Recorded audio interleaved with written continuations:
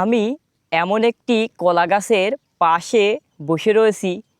এই কলা গাছটা কৃষক লাগিয়েছে মাত্র 1.5 মাস এবং 1.5 মাসে এই কলা গাছটির আপনার উচ্চতা হয়েছে 1 ফিট এবং এই 1 ফিট কলা গাছেই দেখুন কি চমৎকার কলা ধরেছে।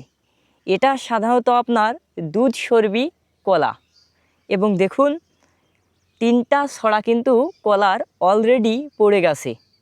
পৃথিবীর একমাত্র ফসল কলা, যেটা সাধারণত এই গাছ অমর গাছ, যে গাছের কখনোই মৃত্যু ঘটে না।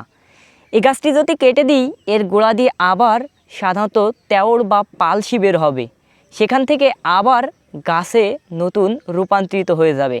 কলা গাছের কখনোই মৃত্যু ঘটে না।